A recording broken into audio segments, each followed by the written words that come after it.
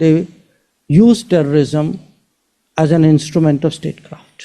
A very sustained, almost an industry level, assembly line of people whose job it is to do bad things at night. और उन्होंने कहा for Pakistan, they use terrorism as an instrument.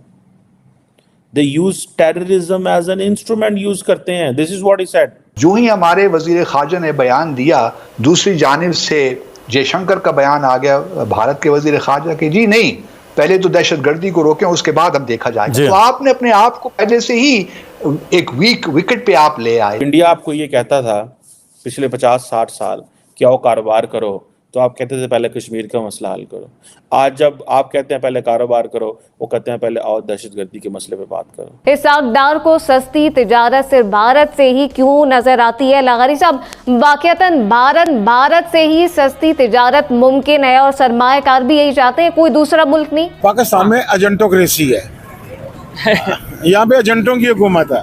पहले बरतानिया के agent थे, फिर America के agent आ गए, अब चाइना के एजेंट बनने की कोशिश कर रहे हैं। भारत सिंगापुर को ये बता रहा है कि आप अगर एक महफूज कारोबार कर रहे हैं तो that is because of India. India की जो बायलैटरल ट्रेड है वो 20 अरब डॉलर तक पहुंच चुकी है। आपकी दुनिया के किसी मुल्क से भी 20 अरब डॉलर की ट्रेड नहीं है।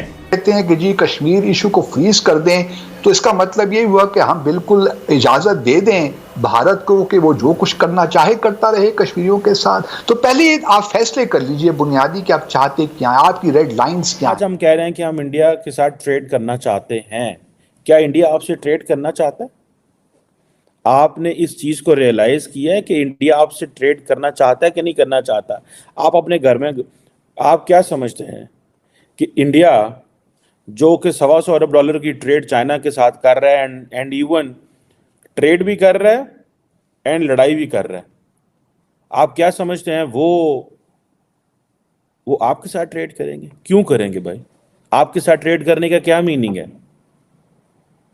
देखिए, पाकिस्तान की एक बड़ी ट्रबल्ड हिस्ट्री है with India and India has a troubled history with Pakistan. ये कोई आसान काम नहीं है। और माजी में आप चले जाएं तो 2017, 18, 19 तक मेरा ख्याल है तकरीबन कोई 2.5 अरब डॉलर की ट्रेड थी, तकरीबन 2.5 अरब डॉलर की।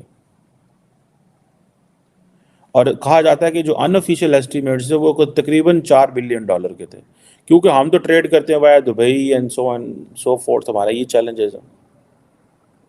अब हमारा क्या है, हम ट्रेड कर सकते हैं अगर फॉर अ मोमेंट आप पॉलिटिकल चीज़ों को देख लें, साइड पे कर दें, ब्यूरोक्रेटिक इश्यूज, ट्रांसपोर्ट के इश्यूज, रोड कनेक्टिविटी के इश्यूज, लॉजिस्टिक्स, फैसिलिटेशन, इस तरह के इश्यूज, ठीक है जनाब, ये इतने को बीच में आएंगे कि आपकी सोच है। हमारा तो कोई आना जाना है ही नहीं है उस तरह। सो हम ये जो सोच बैठे हैं कि जनाब हम इंडिया के साथ ट्रेड करेंगे, देखिए इंडिया के साथ ज़रूर ट्रेड करें, पहले घर में तो क्लैरिटी पैदा करें कि इंडिया आपसे कारोबार नहीं करना चाहता। अभी भाई इंडिया को यह है कि आज अगर पाकिस्तान से कारोबार करेंगे तो Pakistan position will normalise. India is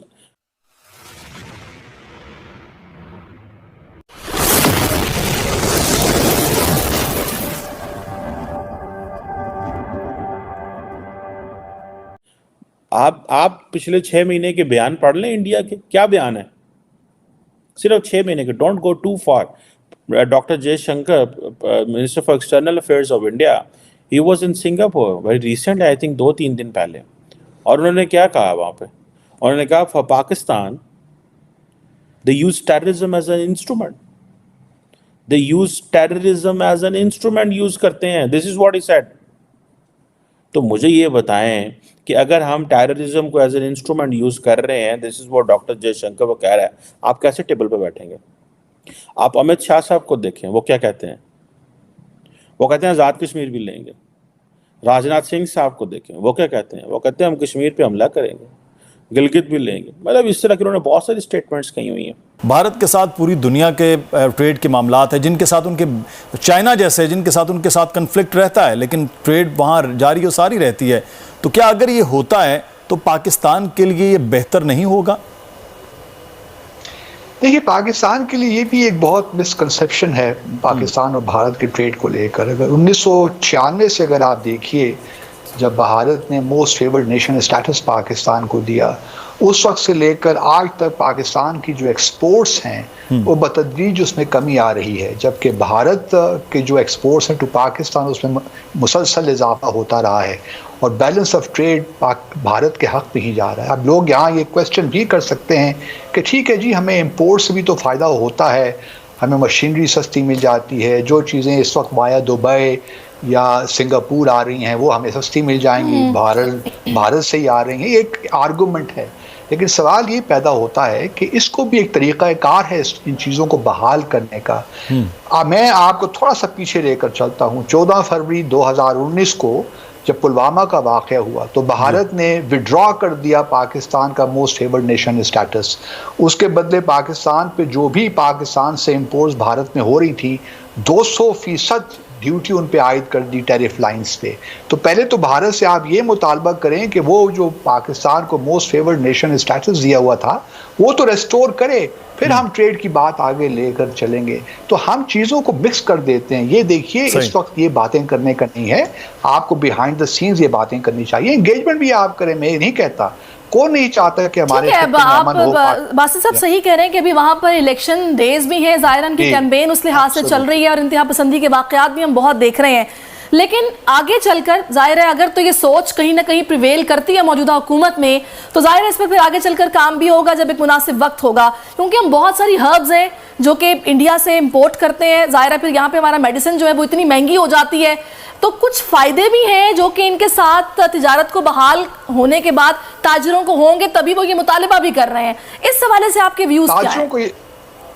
देखिए, मैं तो रियासतें कौमें इस तरह नहीं बनती, कौमों को कुछ कुर्बानियां देनी पड़ती हैं। अगर आप समझते हैं कि जी जम्मू और कश्मीर का तनाज़ा बस अब ख़त्म हो गया है, तो ठीक है, आप ये भी फैसला कर लीजिए, कोई मुझे एतराज़ नहीं है। सवाल ये नहीं है कि हम, और ये पिछली हुकूमत में भी यही था। अगर आप देखिए तो रज़ाक दाऊद साहब उस वक्त कॉमर्स मिनिस्टर थे, उन्होंने भी यही बातें की थी कि जी ट्रेड बहाल कर देना चाहिए। तो ये कोई यही नहीं कि इस हुकूमत की बात है, ट्रेडर्स और इंडस्ट्रियलिस्ट अपने नुक्ता नज़र से देखते हैं।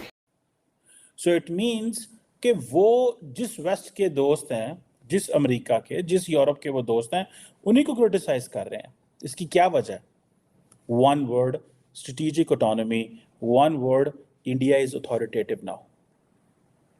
अब डॉक्टर जयशंकर जो है वो, जिसे वो कहते हैं ना, ब्रांड इंडिया को एक डिफरेंट तरीके से मार्केट कर रहे हैं। आज मैं देख रहा था कि इंडिया के जो नेवल चीफ हैं वो इंडियन ओशन रीजन के हवाले से बातें कर रहे थे और उन्होंने कहा कि एज ए ग्रेट पावर हमारी ये रिस्पॉन्सिबिलिटी है, एज ए ग्रेट पावर ये हमारी रिस्पॉन्सिबिलिटी है कि हम एक्ट करें। सो इंडिया अपना जो रोल है उसने, इंडिया ने अपना रोल बढ़ा लिया हुआ है। ये दोनों बड़ी इंपॉर्टेंट चीजें हैं। ये this has not come, this is as the Indian decision makers, if they are talking into different, जिसे कहते हैं ना, पोजीशंस में, but they have the same mindset. It means कि इंडिया एज ए स्टेट, उनकी जो उनका जो सिस्टम है वो इस तरह सोच रहा है।